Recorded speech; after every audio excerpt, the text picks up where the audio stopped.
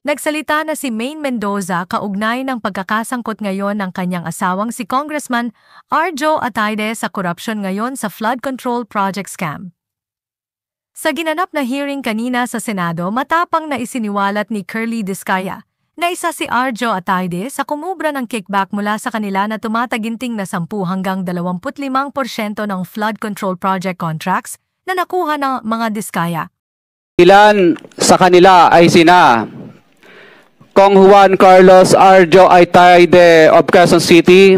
Ayon sa sinumpaang salaysay ni Curly Discaya, kinailangan daw nilang magbigay ng kickback sa mga congressman ng 10 hanggang 25% ng halaga ng flood control project contract dahil kung hindi daw sila magbibigay ay haharangin daw ng mga kongresista ang kanilang contract. Isa si Arjo Atayde sa pinangalanan ni Curly Discaya sa kanyang sinumpaang salaysay na kanyang isinumete sa Senado kanina. Mababasa sa sinumpaang salaysay ng mag-asawang Discaya na sangkot sa flood control project scam ang listahan ng mga kongresistang kumubra ng kickback mula sa flood control project contracts na nakuha nilang mag-asawa. Mababasa ang buong pangalan ni Arjo Atayde sa isa sa kumubra ng kickback na umaabot sa 10 hanggang 25% ng flood control project.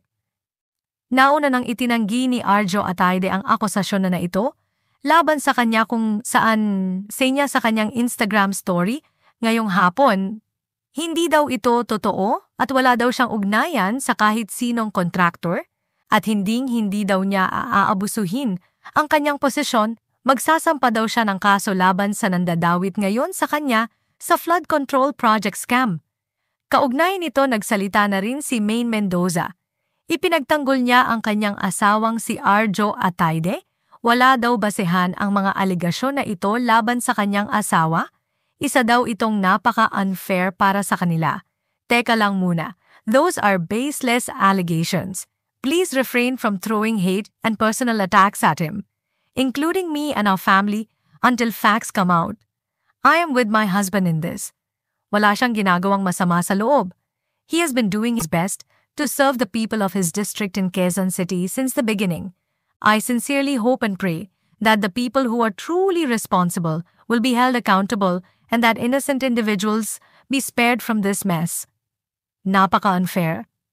Ngunit nanindigan naman si Curly Discaya na kumubra si Arjo Atayde ng kickback kasama ang mismong tatay ni Arjo Atayde.